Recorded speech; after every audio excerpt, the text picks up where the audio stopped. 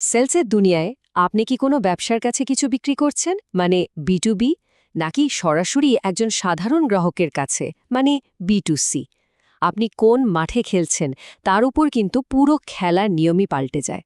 আজকের এই আলোচনায় আমরা সেলসের এই দুটো আলাদা জগতের জন্য একটা স্ট্র্যাটেজিক প্লেবুক তৈরি করব। চলুন তাহলে শুরু করা যাক। রবার্ট লুইসের এই কথাটা কিন্তু 100% সত্যি। আমরা সবাই আসলে কিছু না কিছু বিক্রি করছি। হতে পারে সেটা কোনো প্রোডাক্ট, কোনো সার্ভিস বা এমনকি নিজের কোনো আইডিয়া। তাই বিক্রির কৌশলটা বোঝা শুধু সেলস প্রফেশনালদের জন্য নয়, আমাদের সবার জন্যই খুব জরুরি। আমাদের এই প্লেবুকে আমরা 5টা অধ্যায় ধরে এগোব। প্রথমে আমরা বি আর বি এর দুটো আলাদা জগৎকে চিনব। এরপর তাদের স্ট্র্যাটেজিতে কি পার্থক্য আছে সেটা দেখব। তারপর জানব সাফল্য মাপার সঠিক উপায়টা কি, কোন সাধারণ ভুলগুলো আমাদের এড়িয়ে চলতে হবে, আর সবশেষে ডেটা ব্যবহার করে কিভাবে সবসময় আরও ভালো করা যায়। বেশ, চলুন আমাদের প্লেবুকের প্রথম অধ্যায় শুরু করা যাক। এখানে আমরা বি আর বি এর গোড়ার পার্থক্যগুলো একদম পরিষ্কার করে নেব, কারণ ভিত্তিটা ঠিক না থাকলে স্ট্র্যাটেজি তো দাঁড়াতেই পারবে না, তাই না? বি আর বি এর মূল পার্থক্যটা দেখুন, কয়েকটা পয়েন্টেই পরিষ্কার।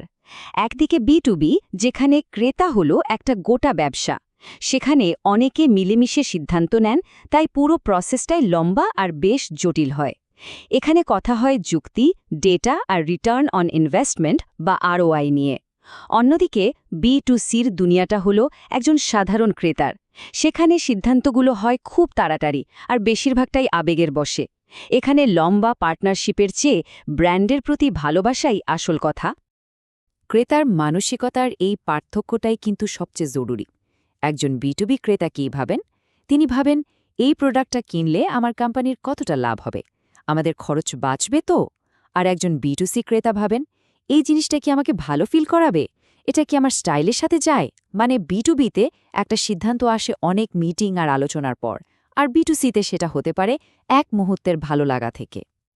এই চার্টটা দেখলে ব্যাপারটা জলের মতো পরিষ্কার হয়ে যায়।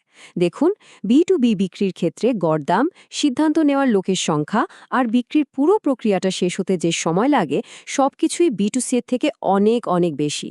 আসলে একটা কোম্পানির জন্য কোটি টাকার সফটওয়্যার কেনা আর একজন ক্রেতার একটা শার্ট কেনার সিদ্ধান্ত তো আর এক হতে পারে না। আর এই গোড়ার পার্থক্য থেকেই কিন্তু দুটো আলাদা স্ট্র্যাটেজির জন্ম হয়। তো এখন যেহেতু আমরা দুটো জগতের পার্থক্যগুলো বুঝে গেছি, চলুন এবার দেখি প্রত্যেকটা মাঠে জেতার জন্য ঠিক কী ধরনের কৌশল বা প্লে ব্যবহার করতে হবে। বি জগতে জেতার মূল চাবিকাঠি হল বিশ্বাস আর দক্ষতা। এখানে শুধু একজন বিক্রেতা হলে চলবে না, আপনাকে হয়ে উঠতে হবে একজন বিশ্বস্ত পরামর্শদাতা। বিভিন্ন রিসার্চ পেপার বা কেস স্টাডি দিয়ে প্রমাণ করতে হবে যে আপনি আপনার ফিল্ডে একজন এক্সপার্ট। সম্পর্কটা এখানে একবারের লেনদেন নয়, বরং একটা লম্বা সময়ের পার্টনারশিপ। তাই সেলস টিমকে হতে হবে একজন কনসালটেন্টের মতো, যে কিনা ক্লায়েন্টের ব্যবসার সমস্যাটা বুঝে সঠিক সমাধান বাতলে দিতে পারে। বি2সির কৌশলটা আবার অনেকটাই আলাদা। এখানে যুক্তির চেয়ে আবেগের দাম বেশি। মানুষ সেই ব্র্যান্ডের জিনিসই কেনে যার সাথে তারা মানসিকভাবে একটা কানেকশন ফিল করে। সোশ্যাল মিডিয়া, ইনফ্লুয়েন্সার মার্কেটিং আর ভালো গল্প বলার মাধ্যমে এই সংযোগটা তৈরি হয়। আর কেনার অভিজ্ঞতাটা হতে হবে একদম সহজ আর ফাস্ট। ভাবুন তো, এক ক্লিকে অর্ডার আর পরের দিনই ডেলিভারি। এই সহজবোধ্যতাই কিন্তু গ্রাহককে বারবার ফিরিয়ে আনে। যে কোনো খেলায় জিততে হলে স্কোরবোর্ডের দিকে তো নজর রাখতেই হয়। সেলস আর মার্কেটিংও তার ব্যতিক্রম নয়। সোজা কথায়, যা মাপা যায় না তাকে ভালোও করা যায় না। চলুন দেখি কোন কোন মেট্রিক বা পরিমাপগুলো আমাদের জন্য আসলেই জরুরি। অনেকেই এই দুটো শব্দকে গুলিয়ে ফেলেন, ভাবেন ক্লোজ রেট আর কনভার্সন রেট হয়তো একই জিনিস। কিন্তু আসলেই কি তাই? এক কথায় উত্তর হলো না, একদমই এক নয়। দুটো সম্পূর্ণ আলাদা জিনিস মাপে, আর এদের পার্থক্যটা বোঝা খুব জরুরি। কনভার্সন রেট হলো একটা মার্কেটিং মেট্রিক। এটা মাপে যে আপনার ওয়েবসাইট বা বিজ্ঞাপন ভিজিটরদের কোনো একটা কাজ করতে কতটা সফলভাবে রাজি করাতে পারছে। ধরুন, আপনার ওয়েবসাইটে 100 জন এলো, তার মধ্যে 5 জন আপনার নিউজলেটারে সাইন আপ করল, তাহলে আপনার কনভার্সন রেট হলো 5%। অন্যদিকে ক্লোজ রেট হলো একটা সেলস মেট্রিক। এটা মাপে যে আপনার সেলস টিম আগ্রহী গ্রাহকদেরকে ফাইনাল ডিলে কনভার্ট করতে কতটা পারদর্শী।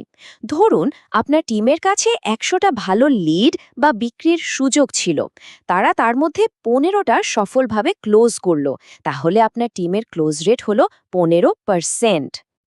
তাহলে সবচেয়ে জরুরি ব্যাপারটা হলো কনভার্জন রেট কাজ করে সেলস ফানেলের ওপরের ধাপে। এটা একজন ভিজিটরকে একজন আগ্রহী গ্রাহক বা লিডে পরিণত করে। আর ক্লোজ রেট কাজ করে ফানেলের একদম শেষের ধাপে। এটা সেই লিডকে একজন সত্যিকারের ক্রেতায় পরিণত করে। একটা মাপে মার্কেটিংয়ের সাফল্য, অন্যটা সেলস টিমের। আর এই পার্থক্যটা বোঝা কেন জরুরি সেটা এই ছবিটা দারুণভাবে দেখাচ্ছে। ভাবুন তো, আপনার কনভার্সন রেট কম, মানে ওয়েবসাইটে ভিজিটররা লিড হচ্ছে না, কিন্তু ক্লোজ রেট অনেক হাই। এর মানে কি? এর মানে হলো আপনার সেলস টিম অসাধারণ, কিন্তু মার্কেটিং বা ওয়েবসাইটের সমস্যা। আবার উল্টোটা হলে, মানে প্রচুর লিড আসছে কিন্তু বিক্রি হচ্ছে না, তাহলে বুঝতে হবে সমস্যাটা সেলস প্রসেসের মধ্যেই কোথাও লুকিয়ে আছে। আচ্ছা, সেরা স্ট্র্যাটেজি আর সব মেট্রিক ঠিকঠাক ট্র্যাক করার পরেও কিছু খুব সাধারণ ভুলের কারণে কিন্তু পুরো খেলাটাই ভেস্তে যেতে পারে।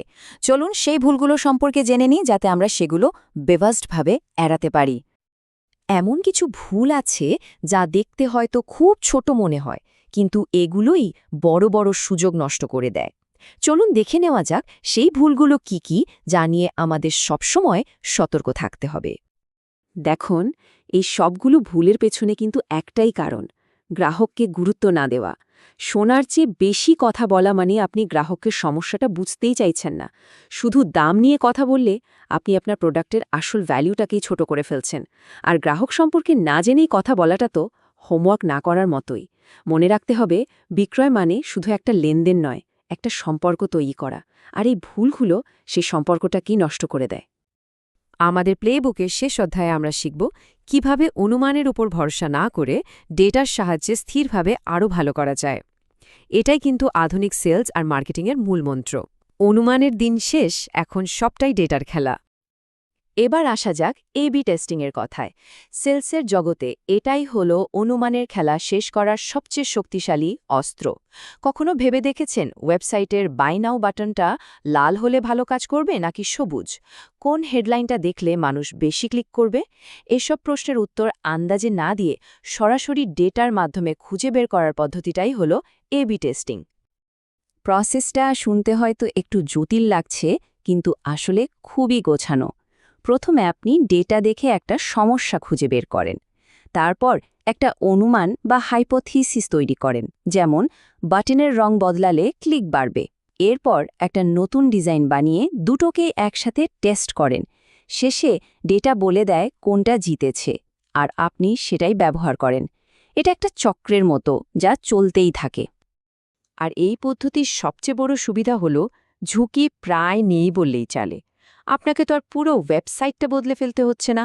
আপনি ছোট ছোট পরিবর্তন পরীক্ষা করে দেখতে পারেন এবং নিশ্চিত হতে পারেন যে প্রত্যেকটা সিদ্ধান্তই আপনার ব্যবসাকে এক ধাপ এগিয়ে নিয়ে যাচ্ছে। তাহলে আমাদের সেলস প্লেবুকের সারসংক্ষেপটা কি দাঁড়ালো? ১. আপনার খেলার মাঠ চিনুন, B2B নাকি B2C। ২. সেই অনুযায়ী সঠিক কৌশল নিন। ৩. স্কোর কার্ড হিসেবে কনভার্জন আর ক্লোজ রেট দুটোই ট্র্যাক করুন। ৪. সাধারণ কিন্তু মারাত্মক ভুলগুলো এড়িয়ে চলুন। আর ৫. ডেটা ভিত্তিক পরীক্ষার মাধ্যমে ক্রমাগত অনুশীলন করে যান। আর শেষ করার আগে একটা প্রশ্ন রেখে যাই। আজকাল B2B ক্রেতারাও কিন্তু অনেক বেশি ব্যক্তিগত সম্পর্ক আর আবেগকে গুরুত্ব দিচ্ছেন। আবার B2C ব্র্যান্ডগুলো দীর্ঘমেয়াদী সম্পর্ক তৈরিতে জোর দিচ্ছে। তাহলে B2B আর B2C এর মাঝখানের এই দেয়ালটা ভবিষ্যতে কতটা মজবুত থাকবে, নাকি পুরোটাই ঝাপসা হয়ে যাবে? ভাবার মতো প্রশ্ন, তাই না?